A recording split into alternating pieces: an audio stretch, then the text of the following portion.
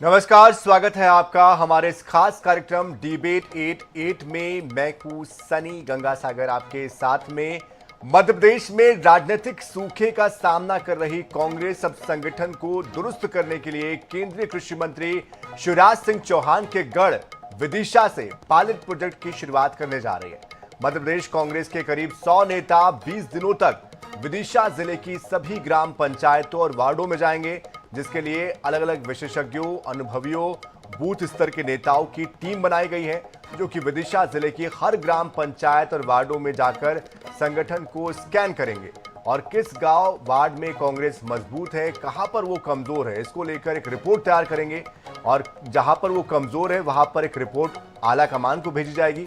इस प्रोजेक्ट के जरिए भविष्य में अन्य जिलों में भी और देश में भी इसको लागू करने को लेकर कांग्रेस आगे बढ़ेगी और इसीलिए आज का हमारा विषय है प्रोजेक्ट मध्य प्रदेश से सधेगा देश।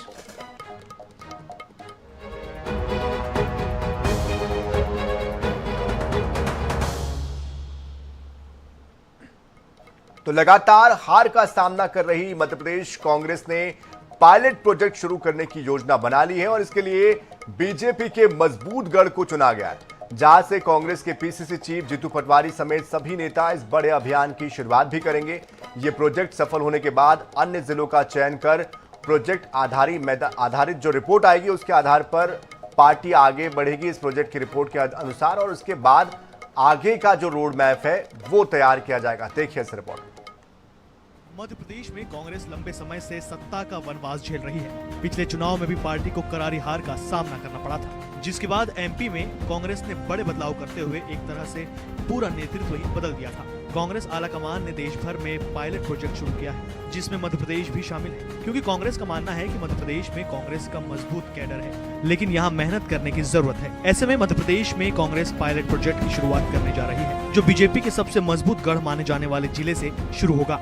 बताया जा रहा है कि एमपी कांग्रेस के 100 नेता अगले 20 दिनों तक घूमकर मुद्दों पर स्थानीय लोगों से संवाद करेंगे। मध्य प्रदेश कांग्रेस कमेटी द्वारा विदिशा जिले की 5 विधानसभाओं को पायलट प्रोजेक्ट संगठन नवसृजन के लिए चयनित किया गया है। पायलट प्रोजेक्ट में हमारे जो साथी गए हैं वो बड़े प्रशिक्षक हैं, वो बड़े अनुभवी हैं और सब एक दूसरे इस कार्य के लिए दक्ष हैं। ग्रामीण पंचायत में पंचायत कमेटियाँ, नगरीय क्षेत्र में वार्ड कमेटियों का निर्माण करेंगे। उन वार्ड कमेटी और पंचायत कमेटियों में वहां पर रहने वाली समस्त जातियों का समायोजन होगा। 2023 के विधानसभा चुनाव में भी विदिशा में कांग्रेस को सभी सीटों पर हार का सामना करना पड़ा था। ऐसे में पार्टी यही से मजबूती से शुरुआत करने जा रही है, जहां अगले 20 दिनों तक कांग्रेस के सीनियर नेताओं समेत 100 नेता विदिशा जिले की सभी ग्राम पंचायतों और वार्डों में अभियान चलाएंगे और लोगों तक मैसेज पहुंचाएंगे। हालांकि बीजेपी तंज कस रही है कि खंड खंड कांग्रेस से अब कुछ नहीं होने वाला है। देखिए, कांग्रेस पार्टी के जितने भी इस प्रकार के अभियान हैं, पायलट प्रोजेक्ट हैं, तमाम चीजें जमीन पर धराशायी हो जाएंगी, क्योंकि कांग्रेस पार्टी ने सत्ता में रहने के दौरान तुष्टीकरण और भ्रष्टाचार की राजनीति करने का काम किया है। मध्य प्रदेश की जनता कांग्रेस की इस मूल भावना को समझती है और लगातार कांग्रेस को आईना दिखाने का और खारिज करने का काम कर रही है। इस अभियान में कांग्रेस के 100 एक्सपर्ट पायलट प्रोजेक्ट के तहत ग्राउंड जीरो पर काम करेंगे और कमजोरियों को दूर करने पर फोकस किया जाएगा। इनके साथ संगम नेतृत्व टीम और ट्रेनिंग डिपार्टमेंट भी साथ साथ काम करेगा। पार्टी जहां कमजोर है उसका फीडबैक ऊपर तक पहुंचाया जाएगा, जबकि मजबूती की जानकारी भी आलाकमान को सौंपी जाएगी। इसके अलावा जातीय और स्थानीय समीकरणों को टटोलने का काम भी तेजी से किया जाएगा। Bureau report, INH news, Bhopal. तो जिस तरह की सीट को चुना गया है, यहां से कभी पूर्व प्रधानमंत्री अटल बिहारी वाजपेयी, पूर्व विदेश मंत्री स्वर्गीय सुषमा स्वराज जी भी चुनाव लड़ चुके हैं और खुद शिवराज सिंह चौहान लगातार 5 बार यहां से जीतते आए हैं और एक तरीके से जनसंघ और बीजेपी की सबसे मजबूत ये सीट मानी जाती है, एक तरीके का गढ़ माना जाता है। ऐसे में शुरुआत उस गढ़ से कर रही है कांग्रेस, जहां पर कांग्रेस को आने में पता नहीं कितना वक्त हो चुका है। लास्ट जब कांग्रेस आई है 84 या 80 का वक्त था जब यहाँ पर वो जीती थी, उसके बाद से वो अब तक जीती नहीं है और अब वो कोशिश कर रही है कि इस गढ़ को तोड़ा जाए, यहाँ पर कुछ करिश्मा किया जाए। और इस विषय पर बात करने के लिए हमारे साथ हमारे खास मेहमान भी जुड़ चुके हैं, उनका परिचय आपसे करवा दें। डॉक्टर राम पांडे कांग्रेस से हमारे साथ जुड़ चुके हैं, सचिन वर्मा जी बीजेपी से प्रवक्ता जुड़ चुके हैं और नवीन जोशी जी वरिष्ठ पत्रकार भी हमारे साथ जुड़ चुके हैं। आप तीनों का बहुत बहुत स्वागत है। सबसे पहले सचिन वर्मा जी, आपसे ही मैं चाहता हूं कि आप सबसे पहले इस पर अपना फीडबैक दें। ये जो कांग्रेस का प्रोजेक्ट मध्य प्रदेश है, कैसे देखते हैं आप इसको और कितनी चुनौती भविष्य के लिए मानते हैं, क्योंकि ग्राउंड जीरो पर जाकर 100 ऐसे विशेषज्ञ जो अलग अलग क्षेत्र में महारत हासिल करते हैं, वो 20 दिनों तक यहाँ पर हर जगह पहुंचकर तमाम तरह की खामियां कमियां जो भी चीज़ें उसको खंगालने वाले हैं और मजबूती से यहाँ पर काम करने की बात कह रहे हैं। देखिए, अगर कोई जन सेवा का इनका कोई उद्देश्य हो तो वो तो अच्छी बात है कि ये जन सेवा कर में राजनीति में हैं, तो इनको भी जन सेवा करना चाहिए, जनता के लिए काम करना चाहिए। और हम भी चाहते हैं कि विपक्ष जो है हमारा मजबूत हो, और हमारी अगर कोई चूक होती है तो उसे जो है उसके लिए हमें जो है सतर्क करने का काम जो है वो विपक्ष करे। लेकिन अगर सिर्फ एक खोखली राजनीति जैसी कांग्रेस करती आ रही है, उसका कोई उद्देश्य होगा तो इन्होंने जो है बहुत बड़ा टास्क ले लिया है। ये इनके मुद्दे की बात नहीं कि विदिशा जिले में कांग्रेस जो है किसी भी तरह से कहीं स्थानीय स्तर पर कहीं भी अपनी उपस्थिति को दर्शा पाए। तो विदिशा जिला जो है वो हमेशा से जो है भाजपा का गढ़ रहा है, और भाजपा ने जिस तरीके से चहुमुखी विकास इस क्षेत्र में किया है उसमें कांग्रेस की कहीं मुझे जगह दिखाई नहीं देती है। चलिए, आप स्वागत कर रहे हैं मतलब कुल मिलाकर इसका? जी, जन सेवा का अगर उद्देश्य है तो मैं उसका स्वागत कर रहा हूं, लेकिन अगर ये खोखली और जो है विद्वेषीकरण की अगर राजनीति करना चाहते हैं तो उसके लिए भी इनको सतर्क कर रहा हूं कि ये वहां पर कुछ नहीं कर पाएंगे। डॉक्टर राम पांडे, कितनी उम्मीद है इस प्रोजेक्ट मध्य प्रदेश से? क्या भविष्य के लिए ये मिशन दे पाएगा कांग्रेस को? देखिए, मैं बार बार आपके चैनल पर सुन रहा हूं कि विदिशा से बीजेपी जीत रही है, विदिशा बीजेपी का मजबूत गढ़ है, कांग्रेस बहुत कमजोर है। खैर, हर डिबेट की शुरुआत इसी लाइन से होती है कि बीजेपी बहुत मजबूत है और बहुत कमजोर कांग्रेस है। कोई बात नहीं, होने दो। बीजेपी इतनी मजबूत है, अटल जी वहां से सांसद रहे, शिवराज चौहान जी वहां से सांसद रहे, फिर विदिशा इतना पिछड़ा क्यों है? इससे ये प्रूफ होता है ना कि बीजेपी जितनी मजबूत होती है वो क्षेत्र उतना पिछड़ता है। और विदिशा अपने आप में बहुत बड़ा उदाहरण है इनके करप्शन का। शिवराज सिंह चौहान के बारे में आपने सुना होगा कि उनके पास जब राजनीति शुरू की थी तो 5 एकड़ जमीन थी। एक बार विदिशा से मैं निकला तो एक जगह से जब मैं निकला तो वो बाउंड्री वॉल खत्म नहीं हो रही थी। मैंने पूछा ये बाउंड्री वॉल है किसकी जमीन है, क्या है? बोले शिवराज सिंह चौहान की। तो जो शिवराज सिंह चौहान जी के पास 5 एकड़ जमीन थी, अब 5000 एकड़ जमीन है, और जो जमीन मैंने स्वयं ने देखी वो भी 1500 एकड़ से कम नहीं होगी जो एक जगह जमीन थी।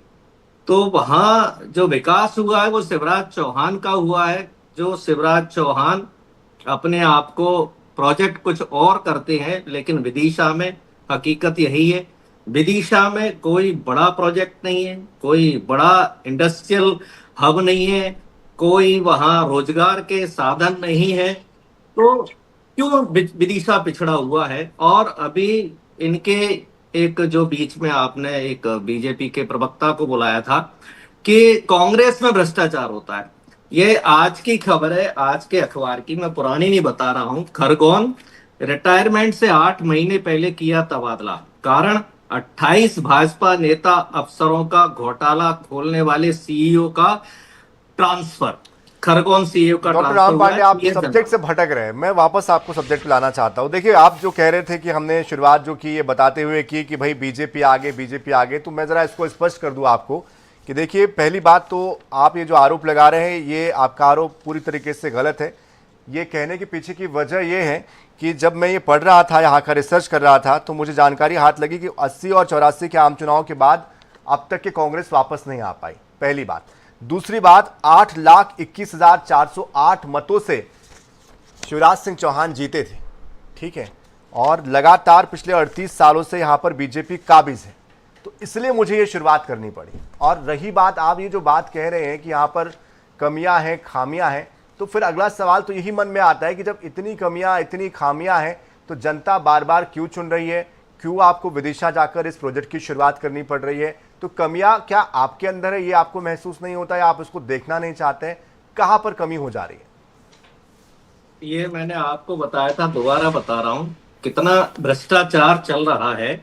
और हम कितने भी सब्जेक्ट की बात कर लें, कुछ भी कर लें, जब तक भ्रष्टाचार दूर नहीं होगा तब तक समस्याएं दूर नहीं होंगी। हम 5 एकड़ से जिसकी 5,000 एकड़ जमीन हो गई है उस शिवराज चौहान का महिमा मंडन कर रहे हैं। और आपने कहा कि कांग्रेस वहां आ रही है, 80-84 में हम जीते। मैंने भी आपकी बात का समर्थन किया था कि कांग्रेस वहां लगातार हार रही है। मैंने नहीं कहा था कि कांग्रेस वहां जीत रही है, मैंने ये कहा था बीजेपी जीत रही है, फिर डेवलपमेंट क्यों नहीं हुआ है। हार राम जीत पांडे में जी, वही तो सवाल है कि आप इस बात को जनता के बीच ले जा क्यों नहीं पा रहे? नाकामी किसकी है? आप सारी बातें जानते हैं, आप सब कुछ कह रहे हैं, लेकिन जनता इस पर विश्वास क्यों नहीं कर रही है? जनता आपको मौका क्यों नहीं दे रही है? इसी बात को मेरा सवाल था आपसे, और इसी बात पर यह भी सवाल था कि शुरुआत यहां से कर रहे हैं, कितनी उम्मीद है? बहरहाल वापस लौटूंगा मैं आपके पास, लेकिन नवीन जोशी जी लगातार बने हुए हैं। नवीन जोशी जी, कांग्रेस की ये जो पुनर्जीवन की शुरुआत है, या फिर कह लीजिए कि अपनी जमीन तलाशने की जो कोशिश है, ये कितनी सही दिशा में जाती हुई देख रहे हैं आप? और जहां पर शुरुआत कर रहे हैं उसका चुनाव कितना सही? देखिए, मुझे ऐसा लगता है कि कांग्रेस ने चुनौती स्वीकार करते हुए काम यदि शुरू किया है तो ये अच्छी बात है, और इसको अप्रिशिएट भारतीय जनता पार्टी को करना चाहिए, और शायद प्रवक्ता जी कर भी रहे हैं। क्योंकि यदि इतने लंबे समय से कांग्रेस पूरे मध्य प्रदेश में अपने यदि संघर्ष के दौर से गुजर रही है, और यदि उसने विदिशा को चुना है, तो मुझे ऐसा लगता है कि वो उनकी कुछ प्लानिंग रही होगी, किस कारण से ही चुना होगा। तो फिर भी मैं एक बात जरूर जोड़ देता हूं कि आप ये उदाहरण देखिए कि बारामती एक क्षेत्र है महाराष्ट्र में, जो शरद पवार का क्षेत्र कहा जाता है। जब वो मुख्यमंत्री थे तब उन्होंने उसको एक आदर्श विकास केंद्र के रूप में विकसित किया। क्या हमारे यहाँ पर 38 साल से भारतीय जनता पार्टी के जो लोग, जो मुख्यमंत्री जी भी वहां लंबे समय से रहे, अटल जी भी रहे, क्या विदिशा को इस तरह का जिला बना पाए? ये सवाल विपक्ष को पूछना चाहिए। क्योंकि भाई, जनता के काम यदि हो रहे हैं तो दिखना भी चाहिए। केवल व्यक्ति जीत रहा है या पार्टी जीत रही है इस पर भरोसा नहीं होना चाहिए। वहां काम क्या हो रहे हैं, रोजगार के साधन क्या हैं, बिजनेस कैसे बढ़ रहा है, वहां के लोगों की जीवन शैली में विकास हुआ या नहीं हुआ है। केवल 5,000 एकड़ और 5 एकड़ वाली विषय को ही यदि हम उठाएंगे तो मुझे ऐसा लगता है कहीं ना कहीं हम उस बात को भूल रहे हैं जिस जनता के लिए हमको लड़ना है।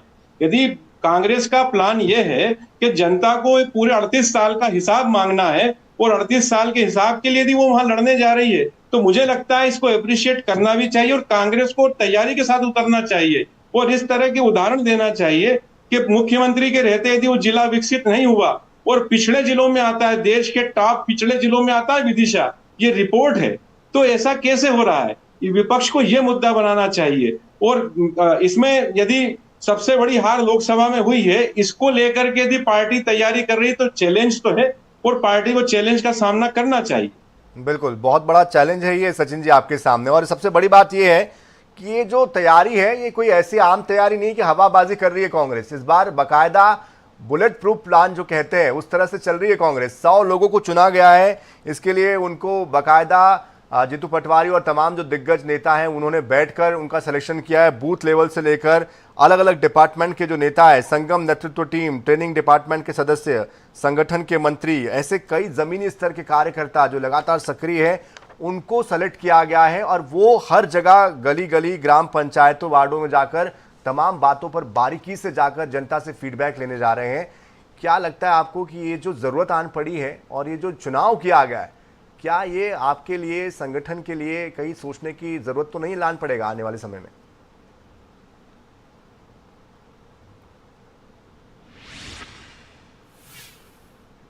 प्लानिंग जो है कांग्रेस से बहुत आगे की होती है।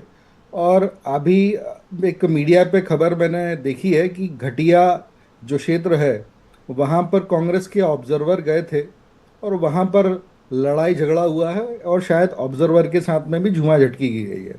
तो कांग्रेस की जो एक परंपरा है ये इस तरह की कि ऑब्जर्वर के साथ में झूमा झटकी हो गई, वहाँ पर उनके सामने मारपीट हो गई है कार्यकर्ताओं के बीच में। तो इस तरह से जो है कांग्रेस कभी भी, अब फिलहाल तो अभी ये प्रश्न लगेगा कि वहाँ पर जो कांग्रेस है वो क्या करने वाली है। विदिशा में क्या एक वो मीन्स रेस कोर्स मैदान खोलने बनाएगी, क्योंकि इनके तो सब घोड़े हैं, तो अब कौन सा वाला घोड़ा वहाँ पर किस तरह से वहाँ पर उसको जिम्मेदारी मिलेगी और कैसे वहाँ काम होगा। अभी तो यही सब प्रश्न चिन्ह हैं। और कांग्रेस जिस तरह से टारगेट्स तो लेती है, मगर ये किस तरह से वो जमीन पर उतारेंगे, ये बहुत बड़ा प्रश्न चिन्ह लगता है कांग्रेस पे। पहले भी अगर आपको मालूम होगा कि जीतू पटवारी जी ने राम यात्रा का बहुत ऐलान किया था। आज मीडिया को पूछना चाहिए कि वो राम यात्रा जो निकालने वाले थे, वो राम यात्रा का क्या हुआ, क्योंकि ये कुछ भी डिसाइड कर लें, इनका जो फाइनलाइजेशन जो होता है वो सारा जो है दिल्ली से होता है, राहुल गांधी करते हैं। तो अभी राहुल गांधी से इन्होंने परमिशन ले ली है नहीं ले ली है, ये इनको बताना नहीं, पड़ेगा। इस बार जो बातें हो रही है, ये कहा जा रहा है इस बार मध्य प्रदेश जो है वो शुरुआत कर रहा है, देश के दिल से शुरुआत हो रही है इस प्रोजेक्ट मध्य प्रदेश की। इसके बाद धीरे धीरे इसका इंप्लीमेंट बाकी राज्यों में किया जाएगा, अलग अलग जिलों में किया जाएगा। यहाँ की जो रिपोर्ट निकलेगी, जो फीडबैक निकलेगा संगठन का, लोगों के बीच का, उसको आला कमान तक ले जाया जाएगा। एक ब्लूप्रिंट तैयार किया जाएगा, किस तरह से आगे बढ़ना है वो तय किया जाएगा, और इसी पूरे फॉर्मेट को आगे अलग अलग जिलों में, राज्यों में अप्लाई किया जाएगा। देखिए सनी जी, हम जिस तरह से भाजपा मध्य प्रदेश को संगठन की प्रयोगशाला के रूप में मानती है, तो ये कांग्रेस ने एक बहुत बड़ा टास्क ले लिया है। मुझे लगता नहीं कि कांग्रेस किसी भी तरह से कहीं भी किसी भी स्तर पर भाजपा के लिए कोई चुनौती खड़ी कर पाएगी। तो हल्के में ले रहे हैं मतलब आप डॉक्टर राम पांडे, तो हल्के में ले रहे हैं आपको, कह रहे हैं कि भाई आपके जो जाते हैं नेता, उनके साथ उनके सामने ही लड़ाई झगड़े हो जाते हैं। और दूसरी बात, ये जो लंगड़ा घोड़ा, शादी का घोड़ा, घर बैठने वाला घोड़ा, ये तय हो पाया है नहीं हो पाया, क्योंकि 100 लोगों के बीच में फिर कहीं ऐसी स्थिति ना हो जाए कि भविष्य में फिर यही बात सामने आ जाए। इसको लेकर क्या ट्रांसपेरेंसी अपनाई जा रही है, किस तरह से इन नेताओं के ऊपर आपकी जो पार्टी है या आला कमान है वो ट्रस्ट कर रही है, इनका जो चुनाव हुआ है उसमें कितनी पारदर्शिता रखी गई है, किस तरह से ये संगठन आगे बढ़ेगा, किस तरह से ये जो 100 लोगों की टीम है 20 दिनों तक काम करेगी? देखिए, आप ये मानते तो हैं कि ये सब कुछ चल रहा है, भारतीय जनता पार्टी का तो संगठन ही नहीं, राष्ट्रीय अध्यक्ष ही नहीं है 1.5 साल से। अब बताइए, जिसका राष्ट्रीय अध्यक्ष अवैध हो, जिसको पात्रता नहीं हो, तो उसका प्रदेश अध्यक्ष भी किसी मतलब का नहीं है, उसके कार्यकर्ता भी किसी मतलब के नहीं है। जो पार्टी अपने आप को विश्व की सबसे बड़ी पार्टी कहती है, जो पार्टी बताती है कि उसके 18 करोड़ 36 करोड़ पता नहीं कितने कार्यकर्ता बताती है, वो पार्टी 1.5 साल से अपना राष्ट्रीय अध्यक्ष नहीं चुन पाई है। तो क्या ये कारण क्या है? क्या जूतम पे जा रहे हैं आपस में? क्या आपस में झगड़ा कर रहे हैं? और हमने देखा भी है कि अमित शाह जी ने नड्डा को, जब वो अध्यक्ष थे, अब तो नहीं है वो, जब नड्डा अध्यक्ष थे तो हाथ पकड़कर उनका सरेआम सारी मीडिया के सामने उनको धक्का देकर पीछे कर दिया था। अब वो अमित शाह इनके पचमढ़ी में ट्रेनिंग देने के लिए आ रहे हैं, जो अमित शाह अपने राष्ट्रीय अध्यक्ष को नहीं गिनते हैं। और इनके जूते चप्पल चलने वाली घटनाएं तो रोज आती हैं, एक बार नहीं आती हैं, और हर तरह की आती है। हाईवे की घटना भी आपने देखी होगी कि इन लोगों का चरित्र कैसा है। वो एक मनोहर लाल धाकड़ है, पार्टी से नहीं बाहर किया है इन्होंने, सेना को आतंकवादी के समर्थक बताते हैं विजय शाह, और उन पर कार्रवाई नहीं की गई है। तो भारतीय जनता पार्टी में क्या चलता है? और जहां तक हार जीत की बात है, हम जब भी जीतते हैं जनता की ताकत से जीतते हैं, जनता हमें वोट देती है, और विदिशा में भी हम जीते हैं। ऐसा नहीं है, अभी विदिशा लोकल विधानसभा हम जीते थे, लेकिन ईडी, सीबीआई, इनकम टैक्स, और हमारे शशांक भार्गव जीते थे विधायक का, लेकिन बेचारे वो ईडी के डर के कारण विदिशा सीट से थे विधायक, बीजेपी में चले गए। तो बीजेपी जो चुनाव जीतती है वो ED, CBI, income tax, event management, चुनाव की धांधली, वोटों की धांधली, 48 लाख वोट इन्होंने महाराष्ट्र में बढ़ा लिए, हर विधानसभा में ये बेईमानी करते हैं। अब आप कहेंगे हम कर्नाटक, हिमाचल, तेलंगाना कैसे जीत गए, तो वहां आप सोचिए कितना संघर्ष करना पड़ा होगा। ईडी, सीबीआई, इनकम टैक्स के रहते हुए भी हम जीते हैं, हो सकता है वहां हमारी सीटें और ज्यादा आती। तो भारतीय जनता पार्टी को जनता वोट नहीं देती है। सेलेक्टिव अप्रोच जो है ना राम पांडे जी, थोड़ा सा डाउट करता है पैदा आपके ऊपर, आपकी पार्टी के ऊपर, कि बार बार आप इस चीज कहते हैं जब जीतते हैं तब कुछ सब कुछ सही हो जाता है, हारने के बाद अब फिर सवाल खड़े करते हैं। पर आज का सवाल हमारा वो नहीं है, आज का विषय वो नहीं है। विषय इस बात को लेकर है कि ये जो लंगड़ा घोड़ा, शादी का घोड़ा, बैठा हुआ घोड़ा, ये जो बार बार इस तरह की बातें आती है संगठन के खाने से, उसके इतर जाकर अब ये जो टीम काम करने वाली है, ये कितनी पुख्ता टीम है, कितनी मजबूती से काम करेगी, किस तरह से इनका चुनाव हुआ है, किस तरह से ये मजबूती से काम करने वाली है, क्या वो फीडबैक देने वाली है, इसका प्रोसीजर क्या रहने वाला है, जरा जनता को वो बताइए कि कांग्रेस जमीन पर करेगी क्या, अपने आप को कैसे मजबूती से खड़ा करेगी। कांग्रेस की सबसे बड़ी जो विचारधारा है वो सत्य की है। चुनाव जीतना हारना वो सेकेंडरी है, दूसरा है संविधान को बचा कर रखना। अभी जो सबसे बड़ी जो समस्या है या सबसे बड़ी जो भारतीय जनता पार्टी काम कर रही है वो संविधान को बदलने का, संविधान को कुचलने का काम कर रही है। और इस पर कई बार सुप्रीम कोर्ट ने भी अपनी सील लगाई है। जैसे महाराष्ट्र में इन्होंने जो सरकार को गिराया था, उस पर सुप्रीम कोर्ट ने कहा कि भारतीय जनता पार्टी द्वारा, राज्यपाल द्वारा जो महाराष्ट्र की सरकार गिराई गई वो गलत गिराई गई। यदि उद्धव ठाकरे ने इस्तीफा डॉक्टर राम पांडे, मैं आपसे सवाल आपकी पार्टी की टीम के बारे में पूछ रहा हूँ, 100 जो विशेषज्ञ आपके उनके बारे में पूछ रहा हूँ, और आप मुद्दे को कहीं और ले जाते हैं। इसके पहले भी मैंने कोशिश की, लेकिन बहरहाल समय हमें रोक रहा है। नवीन जोशी जी, फाइनल कमेंट आपसे।